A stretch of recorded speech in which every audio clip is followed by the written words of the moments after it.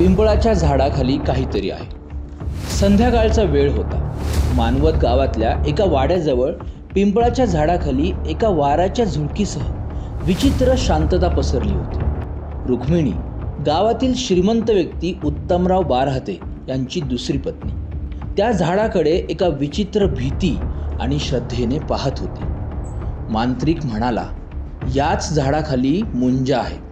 तो मला मूल देईल, पण त्याला हवंय बलिदान, सुंदर मुलींचं बलिदान. ती स्वतःशीच पुटपुटली. हे सगळं ऐकता तुम्हाला प्रश्न पडला असेल, काय आहे ही घटना? चला तर बघूयात काय आहे ही घटना. नमस्कार, मी युवराज. तर हे आहे 1972 ते 1974 या कालावधीत परभणी जिल्ह्यातील मानवत तालुक्यात घडलेलं हत्याकांड. महाराष्ट्राच्या इतिहासातील सर्वात भयानक आणि अंधश्रद्धेच्या आहारी गेलेल्या गुन्ह्यांपैकी एक मानलं जातं. या घटनेत 11 निरागस बालकांचा आणि महिलांचा बळी गेला. या हत्याकांडामागे अंधश्रद्धा, तंत्रमंत्र आणि गुप्तधनाच्या लालसेचा संगम होता. चला तर बघूयात घटना कशी घडली. मानवत गावातील श्रीमंत आणि प्रतिष्ठित व्यक्ती उत्तमराव बारहाते याने पारधी समाजातील रुक्मिणी नावाच्या महिलेवर लक्ष ठेवलं.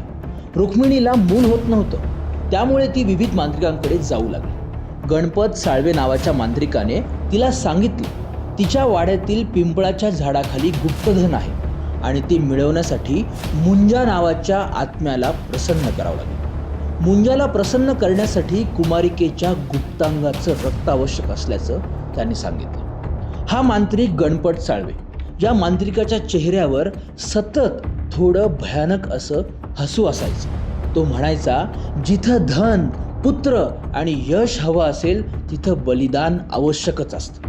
मुंजा तृप्त झाला तरच वरदान अटळ आहे. आता हे मुलींचं बलिदान देण्यासाठी या लोकांनी गोपनीय योजना आखली. रुक्मिणी आणि उत्तमराव त्यांच्या हव्यासाने आंधळे झाले होते. त्यांना मुलगा हवा होता आणि तो कुठल्याही किमतीत. त्यांनी गणपत, सोपान थोटे आणि आणखी काही गुन्हेगारी मनोवृत्तीच्या लोकांना हाताशी धरलं. गुप्तधन मिळवण्यासाठी व मूलप्राप्तीसाठी त्यांनी एक अघोरी योजना आखली. 11 निरागस मुलींचं बळी देण्याची. या मांत्रिकाला नुसते मुलींचे बळी नव्हते पाहिजे, तर त्याला या बळींसोबत त्या मुलींच्या गुप्तांगाचं रक्त हवं होतं. आता हे 11 बळी कसे दिले बघा याचा क्रम. पहिली मुलगी गायब झाली. गावात थोडी चर्चा झाली, पण ती गाव सोडून गेली असावी असं समजून सगळं शांत झालं. दुसरी मुलगी, एक सुंदर 15 वर्षांची, ती एका संध्याकाळी रुक्मिणीच्या घराच्या शेजारी भजे आणायला गेली होती, पण पुन्हा ती मुलगी परत कुठे दिसलीच नाही.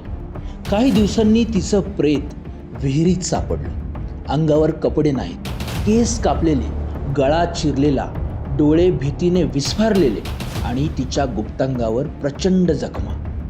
पोलीस आले, चौकशी झाली, पण पुरावे नव्हते. पुन्हा गावात शांतता पसरली. एकामागून एक अशा 11 निरागस लहानग्या सुंदर मुली गायब होत होत्या. कोणी विहिरीत, कोण वावरात, कोण शेताच्या बांधावर. सगळ्यांची प्रेतं एका विशिष्ट पद्धतीने छिन्नविछिन्न केलेली.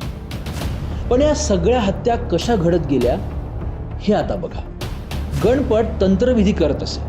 तो म्हणायचा, ही मुंजाची पूजा आहे, तो संतुष्ट झाला पाहिजे, रक्त पाहिजे त्याला, सुंदर कोवळ्या मुलींचं रक्त. गुप्तधन सापडतंय असं भासवत ते मृतदेह जळवत, कधी विहिरीत टाकत, कोणालाही संशय येऊ नये म्हणून वाड्याजवळ खुणून पुरत.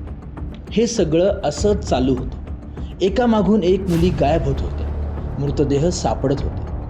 पण एका मुलीच्या बहिणीने जिद्द सोडली नाही. तिने वारंवार पोलिसात तक्रार केली. शेवटी एक दिवस एका मुलीचा मृतदेह असा सापडला की त्यावरून पुरावे मिळाले. केस, रक्त, वस्त्र सगळं त्या वाड्याशी जोडलेलं. त्यावेळी ही घटना भयंकर महाराष्ट्रात पसरली होती. त्या काळी महाराष्ट्राचे गृहराज्यमंत्री होते शरद पवार.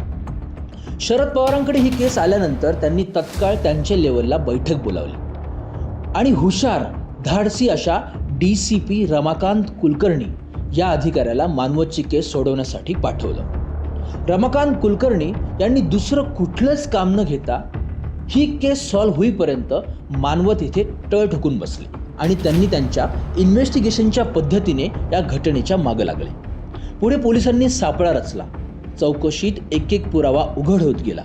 शेवटी मांत्रिक गणपत साळवेने सर्व गुन्ह्यांची कबुली दिली.